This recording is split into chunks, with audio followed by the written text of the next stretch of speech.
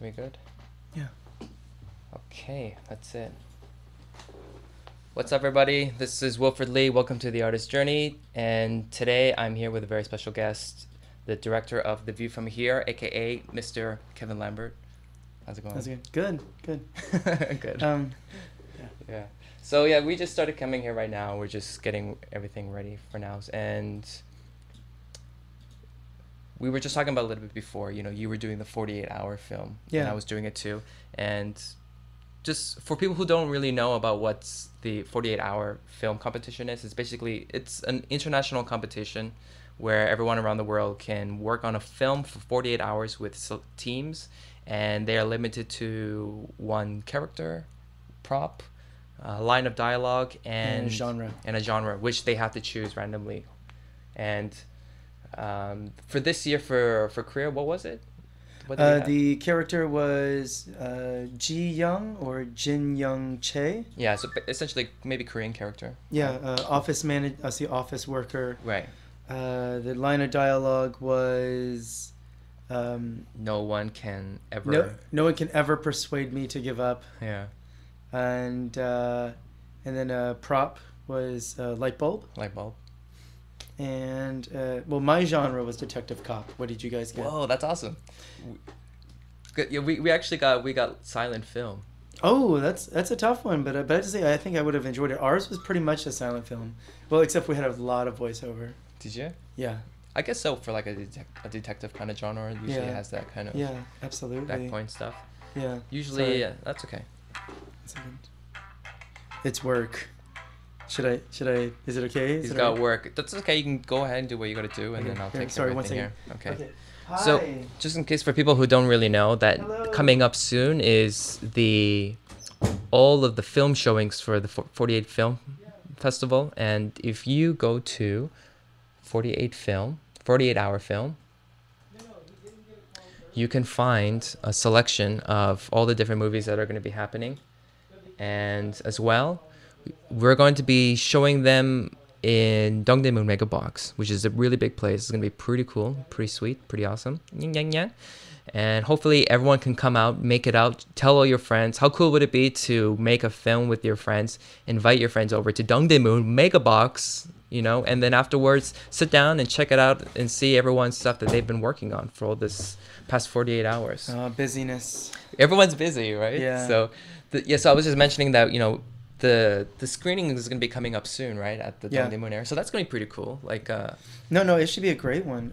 Let's see. I guess this coming weekend, there's like almost 60 teams. Yeah. Wow. I didn't realize it was going to be that much, actually. Yeah, and it's literally 5 days of screenings. Wow. So it'll be pretty intense. How do you guys see? How did you guys finish up? I think we came in late. Oh, right. We came in late. Yeah, a lot of people did. Yeah, so apparently there was a lot of people that came in late, not in time. But still, those films that didn't come in time, they're still able to be shown, right? Yeah. Screenings are still good. You still qualify for things like, best actor, best director, best special effects. Yes, so all hope is not lost. Yeah. It's just the big prize, the big money prize is the one that you're not... Or also competing for... We're representing Seoul in the Filmapalooza or whatever. Yeah, absolutely. So actually, you worked in the 48 film competition before, right? I did the last one in 2010, and then there wasn't one in 2011, and then Joseph took it up in 2012. Mm-hmm. So how was your first time experience in 2010? What was that like? It was actually, honestly, like I look back on it and I think, because I met so many great people in that process that I feel like it was kind of like the beginning of sort of the Seoul sort of expat film scene. The pioneers. Yeah. And so like that's pretty much when I met everybody. But between 2010 and now, it's like a world of difference. Like everybody's got like a dozen productions under the belt. Like everybody's just so much more on their A game. And self-sufficient as well. Exactly. So we rolled into this one pretty solid, actually. That in 2 years of pretty much just making constant productions, that now that we had this one, we were pretty well organized. And even though there's still some, there's always going to be hiccups. Like, you roll into like sunlight on Sunday, you're exhausted, you haven't slept, and you still have like 3 more scenes to shoot. That's a tough thing to pull off. Yeah, and your melatonin levels are going whack, and you can't even focus anymore. Pretty much. And they're asking for all your direction on what you to do next. Yeah. So, you know, like you just mentioned, like your first time experience, you definitely learned a lot, met a lot of good people, and I guess with this year, you probably saw those people kind of doing what in different groups as well, and they kind of just structured off, or did you work with anybody from? Oh, from the 2010 one? Yeah. Well, the team I had for 2010 was pretty much based out of pretty much just like me and Edward Burgos, who also is releasing a film called A Cold Soul, Ananoski Productions and Erebus Productions. Represent. And Ed was my partner for 2010. Yeah. Joseph Kim, oddly enough, we talked to him that year, talked to Sonny that year. James Williams was on another team that year. Pretty much everybody that's in it, that's still here now, they were on those 2010 teams. And coming into this year, a lot of people were tied up in their own productions, so some people couldn't enter. But James Williams, who was on a different team in 2010, was on my team this year. Excellent DP. And let's see, John Weeks and Nick Calder, who did Fear Eats the Soul. He had a team. And whose team were you on? Were you on like Jenna Kim's? Jenna Kim. Oh, you were on Janet's team. Yeah, I was on Janet's right. team. Yes, absolutely. Yeah. Janet's awesome. We did the 10-minute plays together. Oh, did you really? Yeah, like the night of 10-minute plays for Soul Players. Oh, right on. Yeah, we were in the same play. Oh. The extras. So actually, that's interesting. You know, with the theater community and the film community, are they closely linked, or do they have their own? They're starting to overlap. I mean, it's like there's not really much, and there's not really a big overlap. Except actors, there's a lot of overlap, but Soul Players is branching out, and you know, I guess it's not too early to say this, but talking about getting sort of a film branch of Soul Players where taking care of sort of like the video needs of current projects, but at the same time possibly considering future film projects for under sort of the Soul Players banner. So we'll see where that goes, and if it's even really necessarily feasible.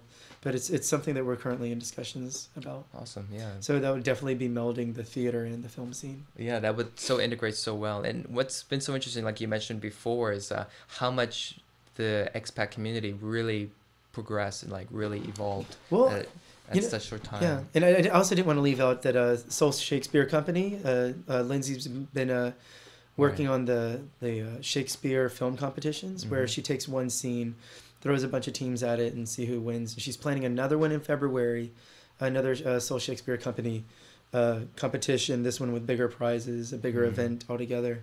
So it should be exciting. Awesome. But as far as that idea, as far as the expat community coming together, this is the way I put it. It's like, in Korea right now, or in Korea in general, you pretty much have all the wayward. You have all of the English-speaking nations. You have everyone's wayward liberal arts majors coming here to get work. So what's happening is that in a city like Seoul, you have all of these, art majors, film majors, history majors, psychology majors, all the majors where you can't really get work. Those are the ones where we all come here, and we end up teaching, but the good thing is that it leaves us room and the time and the money to do what we want. So at first it might seem like a rub, that like, oh, you're working here, not doing what you got your degree for. But I hate to say it, we're getting a lot more done because at least we get a solid paycheck and a lot of free time. Right. And especially because of that paycheck, you can actually keep on continuing. Yeah, absolutely. It's like, we don't get sabbaticals, but I have to say I don't complain. Yeah, usually coming here to teach first is kind of like the initiation rite in order to do what you really want to do. Pretty like much. You come here, as a teacher, you get really good benefits, depending where you are, but overall basically the same thing. Most likely you end up getting free housing of some sort. Yeah. People can help you out in that way, or something else like just private teaching. I don't know if that's legal, but legal, illegal, everything's just kind of legal, schmillegal, whatever you want, guys. Yeah. So, just to talk about a little bit more about some things that we mentioned about all the communities going in together, and where do you see the direction of the expat community and the film, you know, all the film productions, where do you see that future evolving towards? Oh man. Do you think it would be able to slowly progress to a point where we're able to see it maybe on Korean television, or, you know? Well, I mean, that's a tough one because I think, once again, it's how the industry works. And I don't know Korean TV very well, but from what I understand, it's a bit insular. Yeah. So, I mean, even within the Korean production, you, like, if you're, like, if you didn't start off delivering coffee, you're not working your way up, that you literally have to work your way up the ladder. Absolutely. So, no, I guess I don't see us going that route, but I do see a lot of the filmmakers coming out of this community being very productive in their own right, as far as whether it be in film or video or whatever it is they sought out. Like, just because the learning curve is exponentially faster, because we're all making stuff and we're making a lot of it. Right. So I see people progressing. I mean, like myself, me and Ed picked up DSLR cameras for the first time ever in 2010 for the 48-hour film festival. Before that, I had just been, you know, shooting on video cameras for the longest time, and since then, like, I've done documentary productions, narrative productions, pretty much commercial productions, everything under the sun, working with DSLRs, broadcast cameras, cinema cameras, and that within the last couple of years, my exposure just to pretty much every aspect of film, like whether it be the technical side of film, whether it be for audio or video. Anyway, the learning curve is pretty. Learning curve happens fast, so that's good. Yeah. So I see everybody. Long story short, I see everybody getting there. Yeah. A hell of a lot faster than they would back home, especially if they were looking for a job or, stuck living at the parents' house or something like that. Right, and it's like basically that proactive approach, and where you're so like you mentioned before, you're exposed to so much diverse ways of filming. It's kind of like usually when I'm doing art and stuff, and if you usually do a nice piece of art, usually a comment you usually get is like, dude, what pencil did you use? Yeah. You're like, okay, it was this pencil and stuff. But I guess it doesn't really matter what form. Maybe the expression will come out slightly different, maybe in terms of a particular aesthetic from that medium. But essentially, there's that one overall thing that connects them, either despite the camera or the technical aspect, right? Well, yes. I think that's a good argument. Like, because I think those are two really strong parallels, and the argument can be said that you can shoot anything on anything, and I agree. But once again, different cameras and different any changes in the tools you use do make a significant difference in what you create. Let's say, once again, if you're trying to do a very fine drawing with a crayon, I mean, you can imagine that's gonna be a bit of a task. Right. It's one thing to say a pencil versus a pencil, because ultimately pencils are pretty much the same, but between a lot of cameras, it really is like saying, all right, here's a dull crayon and a really sharp pencil. And I think at that point, that would be some of the difference. I mean, that could be for the cameras, that could also be for sound equipment. All of these things have varying margins of error. That even if you're just doing sound, even with microphones, some microphones give you a lot larger room for error, whereas other microphones are, you have to watch your P's and Q's to make them work right. And I think that's with any technical medium. You can use anything and make it look great, but you have to know how to use it. You have to know how to use it well. Do you think the DSLRs have really helped improve in terms of helping out making films? Oh, absolutely. Especially in this community as well, because it's really versatile in a way where you can still take pictures and make videos that are of decent quality and really improve what you want to do. Well, I think what happened is that before, when you had video cameras, and video cameras are great, but for the most part, you still had this sort of gap in, I guess, they still weren't quite equivocal to film cameras. But nowadays, the cameras that we can buy for a couple of grand are almost as good, if not better, than film in some situations. Like that GH2, Panasonic GH2, they put it up against all these fancy film cameras, And Francis Ford Coppola himself said that he preferred the image out of this, like $700 camera than he did out of the $100 Arri Alexa, which is effectively digital film. Mm-hmm. So the equipment we have now puts us on par with anybody else.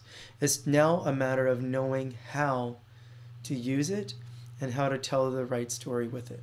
Right. So in that case, it goes back to the original argument. But previously, with the older cameras, that you were fighting an uphill battle, whereas now you really do have the tools to compete.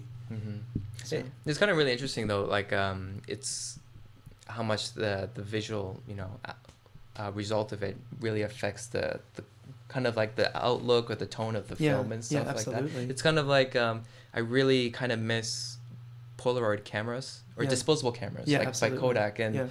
Before we had digital cameras, I vaguely remember, it's almost like a dream where there was a time where you would go out and you have 24 shots you can do only. And you'd go out with your friends and you start taking pictures and you have no idea what's going to happen. And then you have to wait. You go to Walmart and you're like, okay, it's going to be done maybe within an hour, or you can come back tomorrow. You're lucky if it was an hour. I remember far enough back where you didn't have the hour to wait. It's like, y'all have to come back 3 days from now. Yeah, and then you come back and you're like, oh my God, it's really crazy. But the thing is really interesting, like how much changed, especially within our generation, and I totally forgot about those kind of circumstances. Even with like phones, rotary phones, like if you left the house, no one knew where you were. Exactly. No way. And I'm like, how did we survive during that time? It's like, true. how did I not get kidnapped or? Yeah, it's like you left the house. You had a key around your neck. You rode to school. You rode back. There were no cell phones. Payphones. You could call them from a payphone. Payphones, and also there's not as much payphones now. That's true. Yeah. What was it? Or garbage cans. Yeah, my girlfriend's brother recently posted on Facebook. He that his daughter asked him, she's like, "What's that?" And she was pointing to a payphone. Like, she didn't even know what a phone was. She didn't even know what a phone was that plugs into a wall. She had to ask what it was. Yeah. Like, There was this one French filmmaker. He actually did an interview with children, maybe from 8 to 10. Yeah. And he gave them all different objects from the 80s and previous. And he gave them like a vinyl. He gave them like a CD player and like a record player. And he goes, "What is this?" And they're like, "What is this thing?" And they're trying to really figure it out. And they see like for example, like a vinyl player. And she goes, "Oh, can I put this inside like an MP3 player? Is this what it is?" And stuff. And just like, wow, like how foreign is that already? There's already these generations where they're already born with an iPhone or something like that their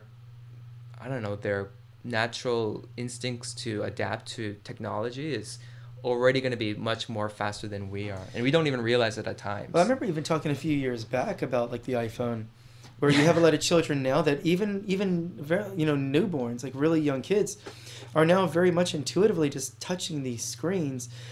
A newborn today is going to have more experience with these iPhones within the first few years of their lives. I mean, like the foundation of their lives are built around these phones. That's why kids run around school all day now, so attached to these devices, because effectively they grew up on them. Right. The question is what happens when it becomes something else? What happens when that's gone? How do these kids react? Let's say if you take their phones away, like what is that? Is it now a part of them? That's my question. Is at what point is it so ingrained in their system that they don't know how to separate themselves from it? What I think of it now as is, as we all know, the ending of the world is coming to a close at December 21st or 22nd, 2012. Oh, God, I missed the memo. Yeah, well, it's a good thing I gave you a 2-month notice in advance. So just give 1 month notice to your school and start doing whatever you want to do before that time. Very cool. And, there's always so many theories. What if, let's just play the scenario game here. Okay. What if the internet breaks? Just the internet breaks. Everything is still the same. But for some reason, some fucker, he went at work and he turned off that switch and it broke, and we can never get the internet on again. So we mean like pretty much the internet across the planet. Across the planet, all intercommunication. Like okay. you turn on Safari or Chrome and you're like, it's not working, and you're like, I'll go to the next, and I'll even try Internet Explorer, and that still does not work, and you'll still get some viruses for some reason. Yeah. And they've just been waiting around. Yeah. Yeah, honestly, I think, the biggest concern, one, you have, like, the whole world would collapse. I mean, the stock market is dependent on the internet. Everything's dependent on the internet. Hospitals, military, everything would grind to a halt, inevitably. Really? But I guess to a certain extent, because all those forms of things have existed before the internet as well. Yeah, right? but they're reliant on it now. Like think about the stock market. Mhm. No, was it? They talked about recently, and I'm not terribly informed as far as this is concerned, but um, uh, where when they're testing things on the stock market, they'll do all these sort of like fake, exchanges. Mm-hmm. And some of these, to test the latency in their server or whatever, like some of these will hit in the billions, and they'll actually see fluctuations in the real stock market according to these sort of fake transfers. Mm-hmm. So we know that effectively something like the stock market would effectively collapse. You turn the internet off completely, bam, those things are done. We can say that once the stock market collapses, all shit goes to hell, at least for a little while. Because they're not going back to paper anytime soon. Like we've seen what happens when you drop the ball for a day. You drop the ball for a week or a month. I don't know if a lot of places would recover. Period. You know. Mm-hmm. Were you back in this So are you originally from America? Or? Yeah, United States. United States. Whereabouts in North Carolina. Did you ever have that experience of there was like a big blackout back in early 2000? I know there was a New York blackout. I mean, there's been a couple here and there, but I don't think I was there for. Yeah, I don't think I was there for that. Because I remember during that time I was in Toronto and everything blacked out. Wow. And it was during the day. And it was like a big East Coast blackout, like Northeast. It was definitely. Everybody was eating their ice cream and finishing it off. I think Carvel was giving stuff away. Everyone was giving everything away because everything was melting and just going to waste and stuff. Yeah. And yeah, I remember working at a convenience store, my parents' convenience store, and then suddenly all the power went off. I'm like, oh, I guess no one's gonna come in. I'm just relaxing. And then my mom comes, she's like, the power's out. She goes, we gotta keep the store open. Everyone's gonna come in. It was completely crazy. There was a point where as soon as the lights went out, like I was in a really small town, of 30,000 people, but then you would hear news of like same thing in Toronto, same thing in New York, same thing. I'm like, whoa, Toronto at least?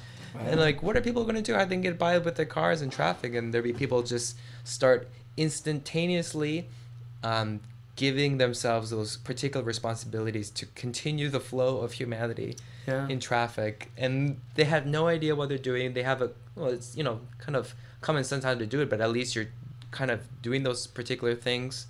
And then people are kind of helping out in some ways, word of mouth. Like, as soon as we heard that the power was out in New York, but we were in Toronto, we're like, how did we find that out too? There was still some part of communication. And at night it was like one of the quietest times ever because everyone was kind of outside, but hanging out, having a barbecue and stuff. And it was a really weird time in terms of atmosphere because it only happened for one day, basically for a good solid 24 hours. But at that point people were like, is this what it's really going to be like the next day? Or well, it's like you always go out, you buy water, milk, and bread, and you're wondering like, why did I need milk and bread? Like, why didn't I just get something that wasn't going to spoil? Right. Like, what do they always tell you? Get milk. Like, really, what is milk going to? What good is milk going to do? You should get soy milk. Soy milk lasts longer. Milk does not do a body good. Yeah, or condensed milk, or anyway. Yeah. Then you start thinking all survival tactics, like getting ready for the Armageddon and for the zombie apocalypse. Yep. Canned food will last you 50 years so long as you don't dent the can. Oh really? If you dent it, no, if you dent it, you'll die. If you dent the can, you die. Well, because it allows for impurities. Like it can rust. A can can rust. Like these cans are protect, like the stainless steel cans. Mm-hmm. They're good so long as you don't have any dents in them. But once you dent them, they become there's a weakness in here. It can allow for rust. Mm-hmm. It can allow for anyway. A dented can will kill you, but if the can's not dented, the food's gonna be good for like 50 years. Whoa. Yeah. I had no idea. Yeah. That's kind of scary. Yeah. Interesting. All the preservatives and then one big dent. And you're dead. You just lead poisoning or something like that. Lead poisoning and Heinz beans, refried beans. You're just eating that out of a can. Mm-hmm. You didn't even microwave that. You just ate it. Yeah. Craziness. Yeah, we don't even know what we're putting in our bodies as far as like microwave food.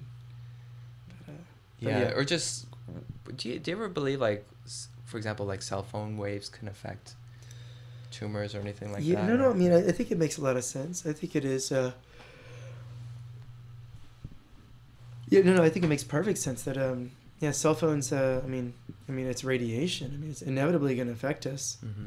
I had a friend telling me that if you look at it, there's like you can look at like I guess like whatever like sonograms or something that does the heat thing, and you can actually see sort of like residual radiation in parts of your body where you keep your cell phone. Right. So like if you keep it in your pants pocket and it's that close to your testicles, there's always gonna be that residual radiation hiding around there. Yeah, you're gonna have baby Hulks. Yeah, you're gonna have pretty like much, Hulk pretty sperm. much. Yeah. It's gonna be crazy. But yeah, that's that. Anyways, we went on a bit of a tangent there, but Oh, it's okay. I just want to talk a little bit about your film. You're currently in the editing process right now. I am, in fact. Yeah, I'm a little lost of sleep because of it. Like last night, I was editing till 3-4 in the morning, and then still had to work full time today. Oh wow! But yeah, no, it's coming along. I really think I'm like, this week I finished editing. Mm-hmm. Almost there. Just got to slap 2 more scenes on it.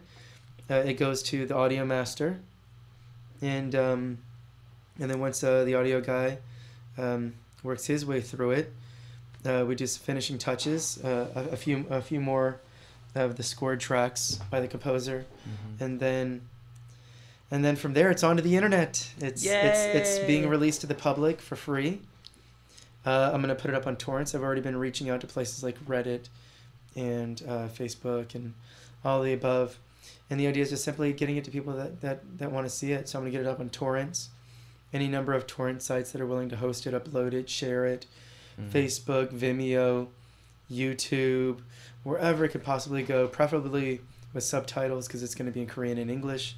The idea is that even though the film was supposed to be short, like 12 minutes short, it's actually going to be pushing more closer to than an hour. Whoa, that's awesome. But the idea is that the way I figured is that we're fundraising to shoot it again. We're actually shooting it again. Reshooting it? Reshooting the whole damn thing. Wow. So the point of that is simply, we entered this one knowing it was just going to be a test run. Okay, so it became a little more than a test run, but that was never intentional. We shot 1 hour and 5 minutes in the mind frame of shooting 12 minutes. And it's not just a matter of shooting and slapping it together. Like this is actually, honestly, it's like this is actually this is what it should be. An hour, right around an hour. This is what it's supposed to be. We're gonna hit crowdfunding once this is out and once people see it. The idea is to make it personal, have people host parties and screenings, invite your friends over, screen the movie, and leave a computer on to the Indiegogo page. And if people want to donate, they can. If they don't have to. If they want to help and they don't want to give money, then simply host another party. Screen it, show it to your friends, get other people to watch it. Like even if that's enough, you know. I really believe using this method will meet our funding goal to move on and shoot this thing again, add new scenes. If we have an hour now, we'll have 2 hours come the reshoot. It'll be that much tighter, that much better. We'll have worked out all the kinks because we'll have already done it once. Like there's so much that we can work through and improve and make better. Like I think to truly be competitive, especially in a professional film world, we don't get the same benefits of other films. We don't get test screenings. We don't get, focus groups. We don't, not that we really need those, but we don't get all of these things that might make these stories better. Right. And in the end, I think it'll be nice to get that opportunity. So that's the idea. Shoot it, screen it, and even for a lot of these parties, I'm saying right now that people who host parties of 4 or more personally call in and do a Q&A. More or less, to give people more information about the film, but also for me to get feedback on how we reshoot it, on what are people getting, what do they understand, how do they understand it, and how can we make it better? How can we really incorporate all of this, incorporate all of these ideas, and make this the best story it can be? Like it carries a lot of very, let's say, what I feel are somewhat universal themes and also very modern themes that I think if we reach the right people now, we can reach so many more people later by doing it again and doing it better. Wow. So what you mentioned earlier before was Originally, it was supposed to be roughly 12 minutes long. Well, I wrote the feature screenplay first. So it's originally supposed to be a feature, but in the course of writing the feature, this was over the course of a year. We were supposed to shoot last winter, but because of delays and complications with other people's schedules, like Ed Burgos, he was starting on A Cold Soul, that I decided to push it back a year. Well, that was a boon. It was a blessing in disguise because it gave me a whole year to work on it. We had already scheduled to shoot the short in the summer and then shoot the feature in the winter. Shoot the short in the summer, finish it, screen it, get feedback, get funding, shoot the feature in the winter. Well, the short became a feature on its own, and we're still going to be screening it. We're still going to be funding. We're still going to be shooting again. There is the possibility that depending on the feedback, if the feedback's like, wow, this is really awesome, you don't need to change it, then chances are we'll just be taking all of those scenes that we never used and filming those and just working that back into the feature, you know? Because there's so much of the story that's just not there yet. But yeah, we started with the short. We started with the feature, shot the short, a year of rehearsals, a year of developing these characters, and now this is where it's going to come to fruition. You know, the cold, wintry sort of, and the breakdown of a relationship in that. So we'll see where it goes. That's amazing. That's awesome. So how?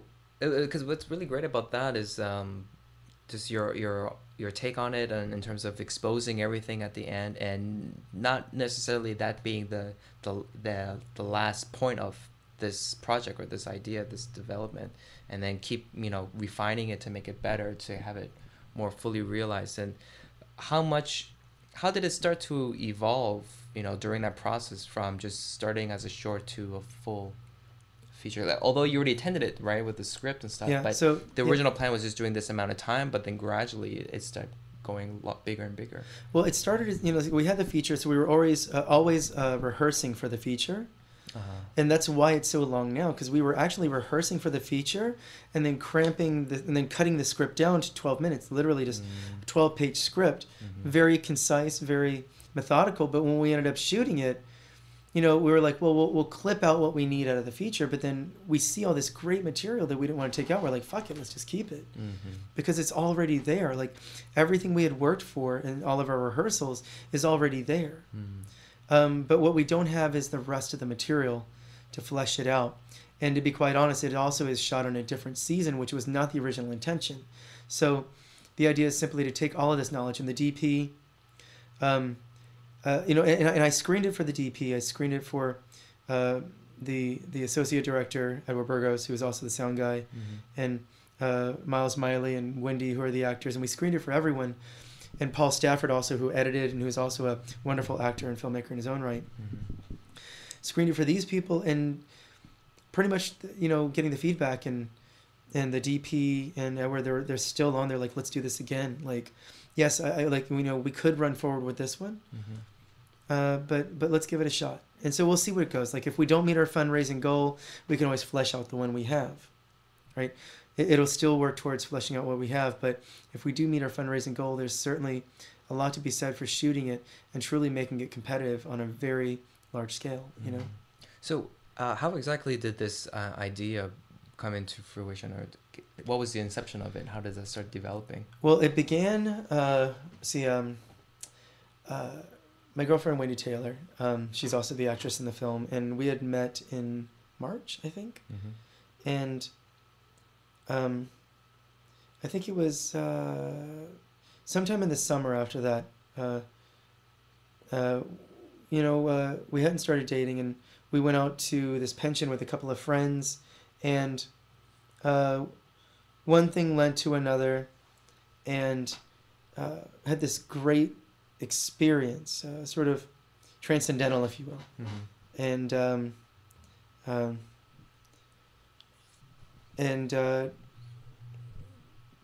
so many things since then.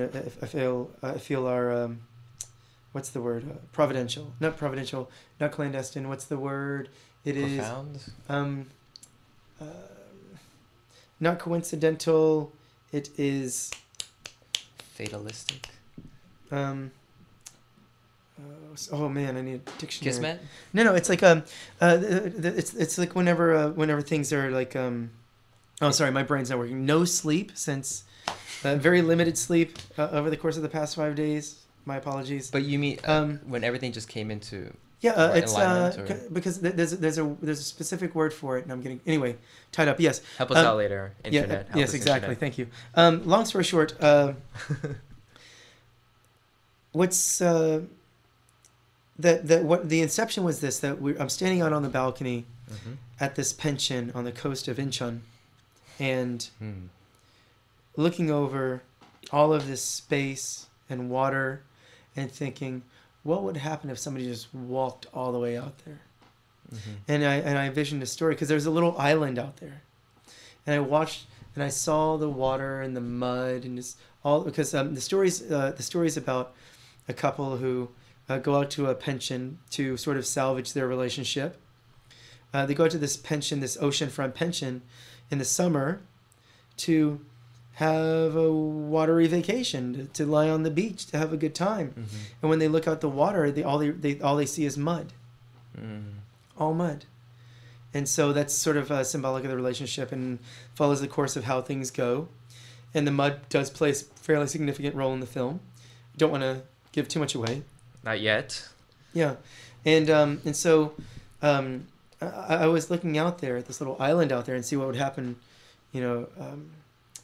and the story was born. I was like, who would go out there? A couple.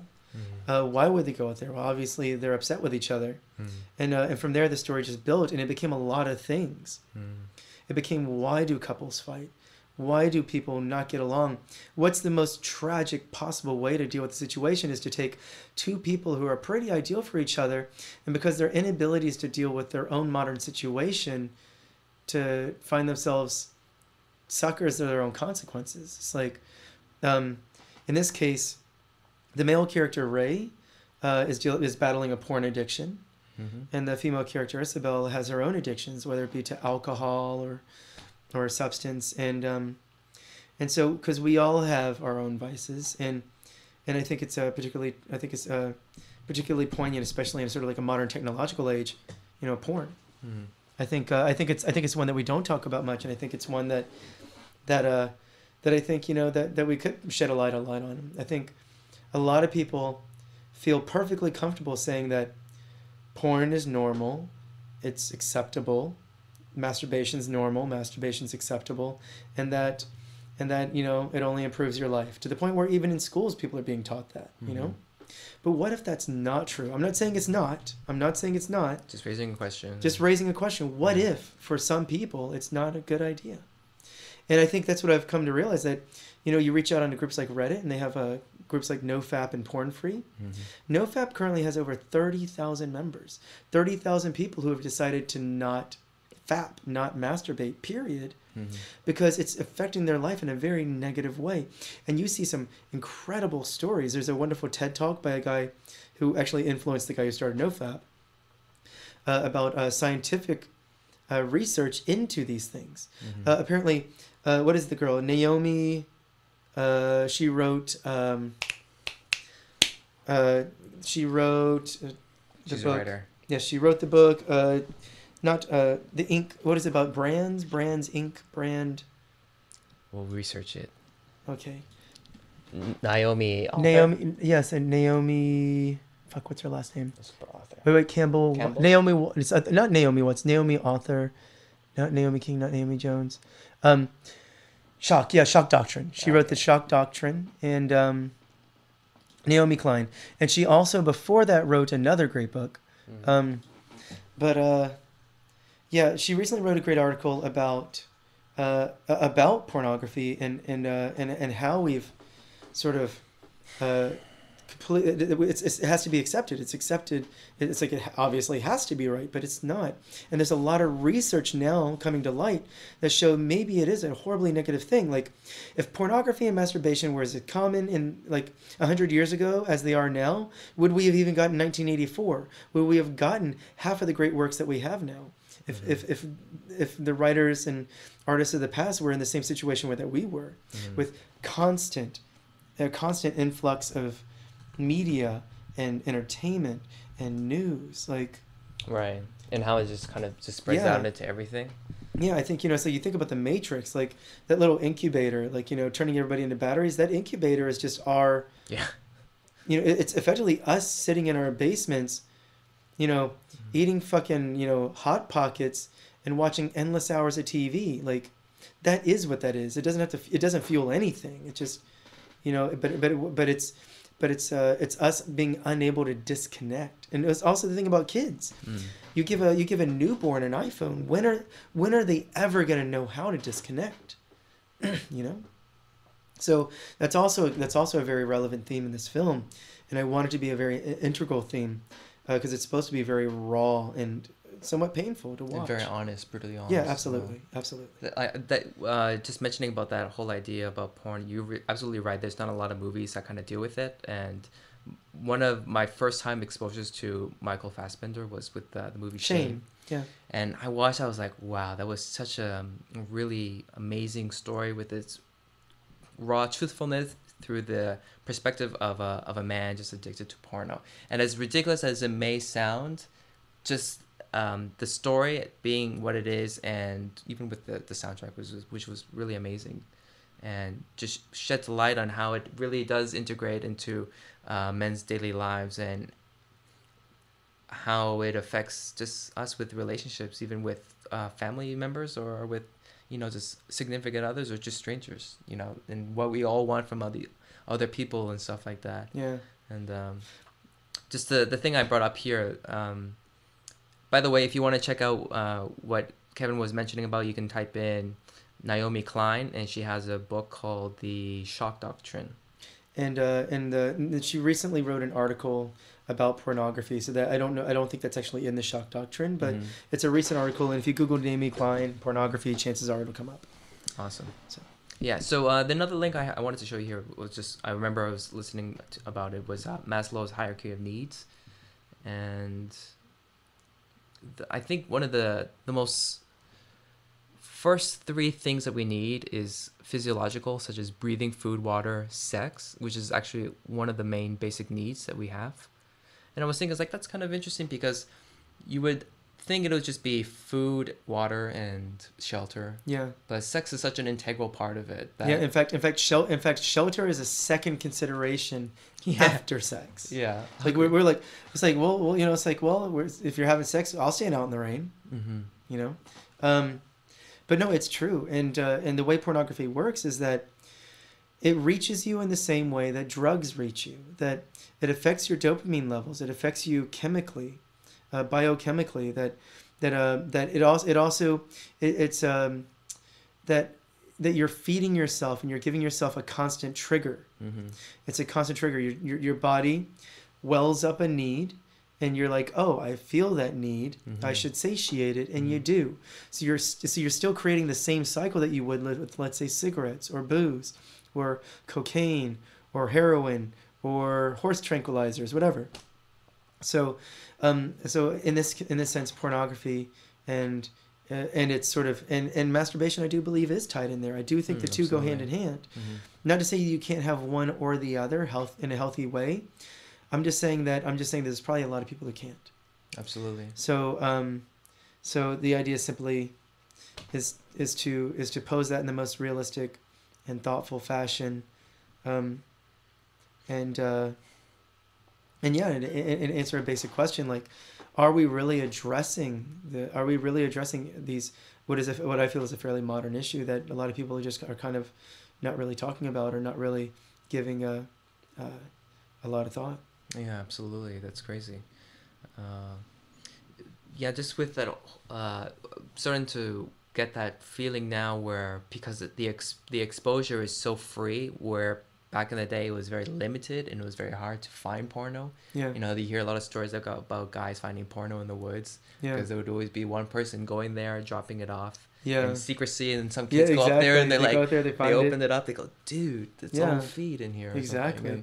Or just like, or the joke on Louis, the guy that draws his own comics and masturbates to them. Yeah. Like, it was that because he had it in his wallet, and Louis is like, what is this? What's this? It's pretty funny. It's like it's like a children's drawing. It's like an 8-year-old's drawing. Imagine if that was enough to turn you on. That's all you needed, Well, right? that's what he said it is. Like, that's Yeah. what he uses. He's like, That would be I've been doing amazing. this since I was a kid.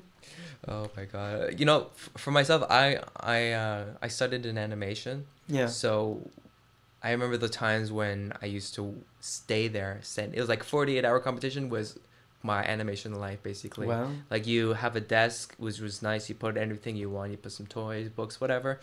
Sooner or later, you're going to put it in a sleeping bag. Soon enough, someone brings a microwave, and then Yeah. people start bringing couches, and then Yeah. you're basically just squatting there inside the school premises. Yeah. And just to make a 30-second piece of animation Yeah. took at least a month, right? Wow. Just for us to study and just to make it to a nice, Yeah. credible level. And then every time I watch an animation, I'm like, wow, that was amazing. Like, Cowboy Bebop, you guys fucking rule. Or just seeing Yeah. some Akira thing, I'm like, Bringing all of blows that my together. mind. And then up to the point where if I ever try to watch like a hentai porn, I'm just like, I can't watch this right now. Like, there's no way I can see this. I just see a Yeah. bunch of guys just like really like just working on it. So it's like Yeah, exactly. in betweens and layers and stuff. I'm like, no way, I can't. It's just like, it's like right now, all I can envision is 6 guys drawing a vagina. And there's just something not quite the same. as Yeah, actually- and they're like talking with each other. Yeah, I think you need more hair on the side or something. Or just like the structure, like how it's moving or quivering Yeah. is not accurate. So the tentacle is not quite embracing the why are there 8? I said 9. 9 tentacles. 9 Damn tentacles. you! Damn you! Yeah, that's great. But that's so funny though, because after a while, you start looking at it completely different. You know, you're not Yeah. even you're looking at through lines and concepts and stuff. Yeah. And maybe to those people, I wonder if they are the actual guys who can turn themselves on by making their own porno, their own hentai, or they just can't do it Possibly so. anymore. It's like Yeah. you work at McDonald's and you're like, fuck, I don't want to eat McDonald's anymore. This is just work. This is just work, boobs. Yeah. Yeah. And then some guy comes with like that prehistoric cave painting picture of a boobs, and the Yeah, guy's exactly. like, that's This, amazing. you know, that will be found one of these days. The first cave painting of like pornography, and chances are that's exactly what it's gonna be. It's gonna be boobs. It'll be like, it's fertility. No, that's just porn. Absolutely. Like, oh, it's fertility. It's a fertility god. No, these people are just like, oh, you see what I made? Wah, wah. Exactly. But you know what's really interesting too is all forms of classical art, or just even beyond that, was just the use of the body and showing Yeah. these stories, and many people were naked in it and stuff. That it was it's really highly erotic, Yeah, actually. But absolutely. it was also to promote stories from the Bible, or like scenes or passages from churches and stuff. So it had this kind of weird allusion to religion and eroticism. And to me, every time I think of going to Barcelona and seeing like Sagrada Familia, or some place where it has like all these amazing statues and something really intricate, I always think of it as seeing a group of people, local villages. They go to this place. Wow, if we just made this new church, look at all these visual drawings. And it's, for them, that would be almost like an experience of going to the movies. That would be like watching Avatar in 3D, Yeah. in 4D, and they're like, holy shit, do you see that? Like, how amazing is this? Like, it looks so realistic. And like Michelangelo making like a huge piece of sculpture, making these really amazing things. And for them, it's just like, whoa, like that would be their main source of entertainment, for whatever place that Yeah. was at that time. Yeah, it's true. I mean, it's like you could spend your whole life reading or writing a book. Like if you could even read. Yeah. They said they say we get more information in one day than people in the 1800s would get pretty much in their entire lifetime. Right. Yeah, So- like Saint Augustine, he was considered like a saint and above many people because he was able to read without speaking out loud. So what would happen was Yeah. people would give him books and they would open it up and just show it to him, and he would just read in his mind, and then he would tell them Yeah. what would happen, or he would come up with these new ideas and stuff, and it would just blow people's mind. Like those types of capabilities, like the book was the original iPhone in a way. Yeah, It's just exactly. like getting all those sources of information and Like, wow, you can read a book without speaking? Here, can you chew gum without choking on it? the first guy who did that, right? He's like, Yeah, I'm gonna make gum, exactly. and he's like, first person just died completely just by. He's not like, I'll even get touching it. this one. Stack of 4 guys It's later. okay to fifth chew guy's and like, swallow. "All right." You just don't swallow it. Yeah, he's got a huge ball of gum in his Yeah. belly. It looks like Yeah. that Ninja Turtle character. Was it Krang? Yeah. Looks like Krang in your belly. Yeah. Like in Total Recall. Yeah. Oh man, that was awesome. Did you see the new one? No, I didn't actually. I read about it, but I didn't actually get to see it. I didn't get any allusions to that though. I didn't see any images of that. So I don't know. Apparently, it was taken in a different direction. Did you see it? Not Total Recall, but the most recent movie I saw was in the theater was Looper. You know, everybody's gone to see Looper. Unfortunately, don't tell me about it because I wasn't able to see it. No, I really wanted to see it, but once again, I've been tied down editing. I recommend. I really need to see it. I really need to see it. I like heard great things. Like apparently, like Joseph Gordon-Levitt like even has down Bruce Willis's like mannerisms, like little things, like things that are slightly subconscious that you wouldn't pick up immediately, but you know that's how you're tying those characters together, you know. Right. Actually, what he was doing in terms of researching and developing, he was hanging out with him obviously most of the time, and instead of researching his old films, he started going more towards his most current films to find his most common demeanors and like his behavior at his time now, so he can be more aligned with it and have more kind of a similarity to it and stuff. Absolutely. I think it was a great choice. And one thing I read that was really interesting was I just had a conversation with my friend today about he's a huge Beatles fan and lived in Korea at a young age, and we were talking about the time where when if I listen to a particular song, for example, if it's like Madonna from 90s, like Vogue or something, and then I usually had this connection of the time when I was listening to it, that time in that time. For example, if I listened to the Beatles, obviously I wasn't born at that time, but that moment when I first heard them in that atmosphere, I can slowly start to resonate. And during that time with Beatles, there was a lot of kind of strict censorship with Korea. Like there was certain things that are allowed to expose and stuff. And if anything was either even a hint of remotely psychedelic, they would censor or ban it. Oh, really? Yeah, it was really tight like that. And I was like, that kind of makes sense because I see that a lot in China. Because when I went there sometimes, and you turn on the TV hotel,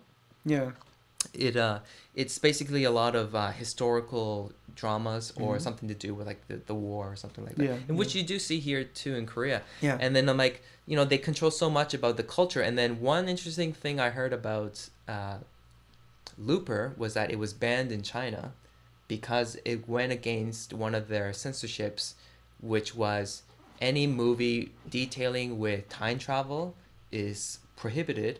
What? Because it affects or gives insinuations of ideas that the past could be changed, where they have a very strict time frame of history. That's still crazy, though. That's still crazy that you would ban time travel. Because of the movie Looper, they were trying to pin or change the rule because that particular style of time travel is a little bit different from the other ones, because it's about being in the present and having time travel, a person from the future coming into the present. Yeah, okay. So they're like, that can still be somewhat, acceptable. And I was like, that's so crazy, Exactly. Well, I think it's funny. It's like, well, I know nothing about time travel specifically, but you can imagine that if it were to happen, that, once again, like, what are they going to do? Ban science? If science were to somehow find or discover, be able to prove that time travels in both directions or something along those lines, multiple dimensions moving in different directions, like, what would they do? Ban science?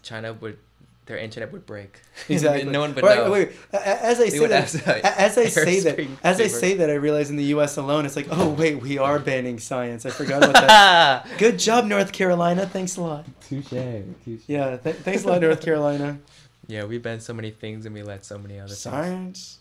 Science. If you don't write it down, it's not science. It's not true. Pretty much. Yeah, that's so crazy now. And then the thing now is with culture.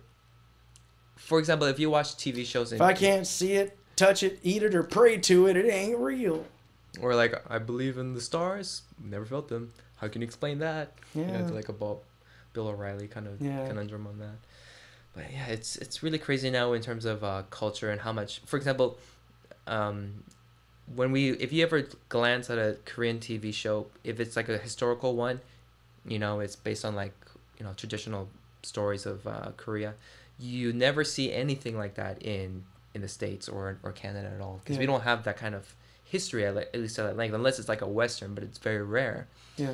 And so now these days, you know, the stuff that you see in media in North America is mostly about commenting about our current culture right now. You know, Yeah, absolutely. As soon as something happens in our culture, we immediately just talk about it right there. But we don't have a sense of like a past history that we want to kind of bring up to attention to a lot of people. Whereas, you know, in Southeast Asia or maybe even India, who knows, you know, they have those kind of stories where they can just kind of go back and get something and show it back to people. So I guess what I'm trying to say is,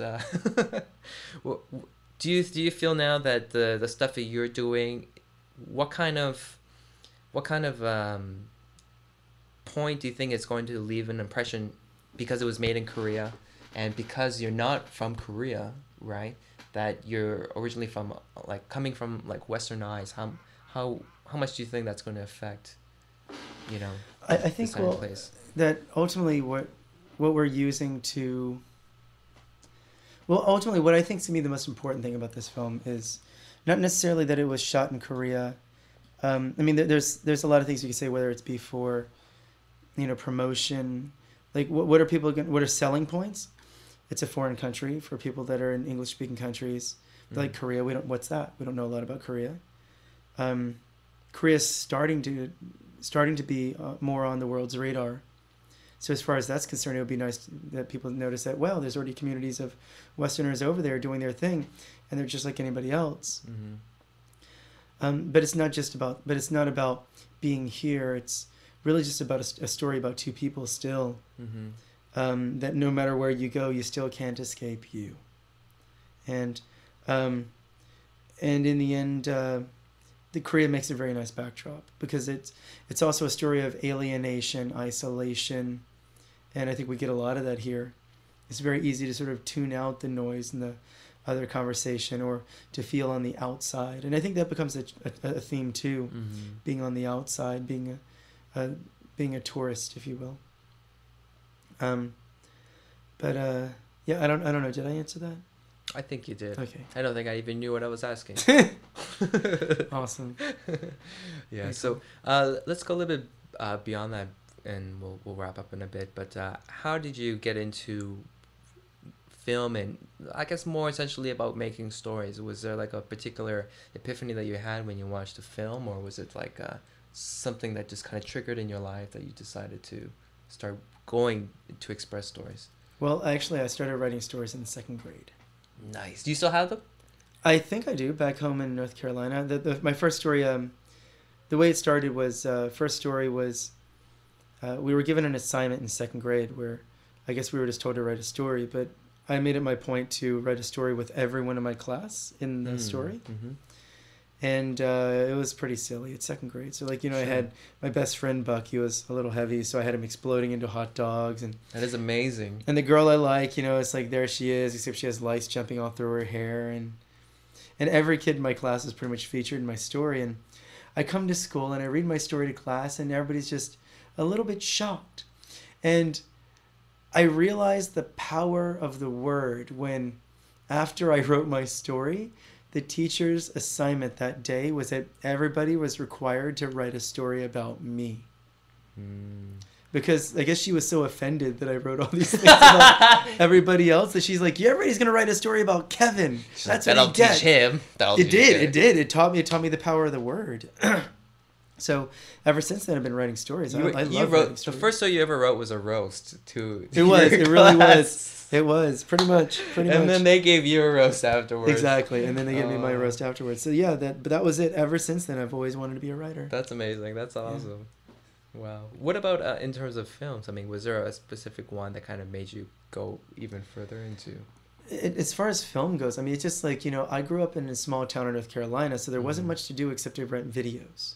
I didn't drink. For a large part, I was, you know, pretty much like, you know, Southern Christian, Southern Baptist, pretty good. You know, as a good kid, I didn't even say a curse word till I graduated high school. I mean, yeah, I mean, not like, you know, not with intention. But yeah, but I mean, but I watched all kinds of movies. You know, like I wasn't afraid to, like I wasn't closed-minded. Well, I was closed-minded. I can't say that, but as far as movies were concerned, I was very open about movies. So, you know, I loved foreign film. But I guess some of the earliest influences would, of course, this was when I was in high school. Reservoir Dogs, El Mariachi, Pulp Fiction. By the time Pulp Fiction came out, I was fucking on fire. I was just like, you know, I grabbed 12 of my friends, drove like an hour and a half to Charlotte just to go to the, you know, the theater to watch it. Yeah, no, that was that. I mean, those are some pretty pivotal films though, like Natural Born Killers.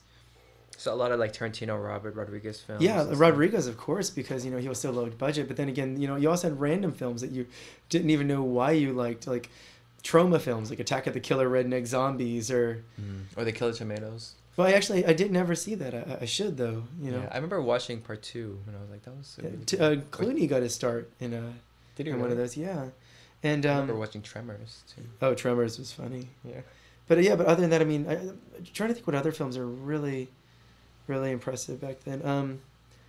See, when did I see? Let's see. Oh, Reality Bites was a good one back then. Yeah, no, it's just like you had this small sort of like burgeoning independent film scene in the U.S. that actually was starting to gain some ground, not like the 70s or 80s, which still sort of feigned like, you know, sort of studio reliability. But I felt like, you know, well, by the time I was watching it, like Jarmusch films, yeah, Jim Jarmusch, right. Hal Hartley, you know, picking up the book How to Make a Feature Film on a Used Car Budget, that introduced me to guys like Wayne Wang, and so. Yeah, so you see all these great filmmakers, John Jost, a lot of these guys who were able to make films with very little, and I was like, that's what I want to do. And then when you started producing your first film, what was that and how was that like? Like first small film, like my first film in university was, actually my first film in high school, it was just like, you know, it was an assignment for school, just the Scarlet Letter. Right. But then in college, I, you know, being in a film school, I, you know, made my first real production, and that was more or less just like two girls carrying on a dialogue, not to each other, but sort of to themselves. And it was just like a 45-minute stretch where one person walked this route and then crossed the other one and took their path, and then the two of them eventually met up, and just, it was very sort of like, just movement based. And even though I loved it, and I still love it to this day, I still think you know, it's so fun to watch, just for me personally. But I remember when I screened it at school, one of my film professors walked up to my roommate and he said, "You need to teach your friend how to edit." Really? And it's another one of those little moments where you're like, maybe I'm actually doing something right. If I'm at least getting somebody's goat, you know, you're doing something. You know? And then the teacher's assignment for everyone was, everyone has to edit his film. Pretty, it should be. It should be. But I mean, you know, to his, you know, that eventually, you know, it's like he actually did end up writing he actually ended up writing my recommendation for Cal Arts. Oh wow, that's great. Yeah, so that was quite nice of him. So cool. So now when you know, I mean, you already talked about the inception of the View from Here, what you're working on. How often? What is the usual? I guess I don't know if it's really a process, but how do ideas start to resonate and you start building them up to make a story? Like, do you actually have to sit down and work on it, or do you just kind of go around and something happens? Well, we had a very interesting process. I mean, I was actually basing my entire idea around like Mike Leigh and the way he makes films. Mike Leigh usually starts from scratch, from nothing, with just the actors that he knows he's going to work with, and he starts formulating these ideas from the ether, and it starts with a character and becomes a scene, and the scene becomes dialogue, and it becomes another scene, and he fleshes out the entire story this way until it's very finite and it's precise. Mine wasn't nearly as precise, that wasn't my intention, but the idea is that I wanted a fully fledged script, so I had a very strong backbone for how my story would work. But I knew the dialogue wasn't going to be strong enough in its own right to truly be natural. So over the course of a year, it's been about really rehearsing it until the actors really kind of internalize the characters, and Right. and that's why I do think that Wendy and Miles did an amazing job with these characters and making them so relatable and likable, because on paper they're not likable at all. Mm-hmm. Like, that was our first concern, is why are people going to like these characters? But I think they did a wonderful job making them just relatable and very, very, very human. Very cool. Yeah. Well, I guess, we should wrap up soon because it's getting kind of late. But yeah, I just want to say thanks for coming out. That was really interesting. I had a really, really good I time. appreciate it. I appreciate it. Thanks for having me Absolutely. over. And before we even finish, I mean, let's just let people know anything that you wanted to know. Let's get this word Okay. out and get people checking this stuff out. So what's going to happen is this week I'm planning on finishing the film, and the trailer's already online. Please check out the trailer. Yes. You can get the trailer on Vimeo. It should be the View From Here trailer. If you find that on Vimeo, or you can go to facebook.com. It's all mud out there, and those will take you to the trailer. The film will be online probably in a week or two. We're also starting up the Indiegogo. The idea is to coincide the release of the short feature, to coincide with the Indiegogo, so people can host parties. Leave Indiegogo up. If people donate, they donate. If they don't, they don't. But at the very least, just screen more and get the word out there. Share it. And it's going to be 30 days long, but the idea is that you can download the film from anywhere to anywhere. Show it to anyone. I don't care. Creative Commons. If you tweak it, adapt it, just give credit where credit's due. And yeah, and that's that. And the idea is simply, I just want a chance to do it again. I just want another shot at getting this right. So that's what we're going for. Very cool. So everyone, listen up. So we're going to start making some events, and we're going to start showing this stuff around. Let's just spread the word. And also, like he mentioned, check out the Facebook link. Also, on Artist Journey page, I'm also going to be sending the link as well. So you guys can get a different link in case you can't find it for whatever reason, but you should be able to. So from there, we'll keep spreading the word out, and make sure to always like our page so you can get more recent updates about what's happening, inspiring posts, etc. And then we're gonna have some few more exciting and interesting people coming out to the interview. So if there's anyone too in particular that you want to meet or just like check out online and hear their thoughts and ideas, just give me a shout, and then we'll do everything we can to get together. So that's all from us. Again, thanks a lot, Kev. I really appreciate it. You're welcome. And you guys have a good night, and we'll see you next time. Artist Journey. Hey, Bye. peace. This hand.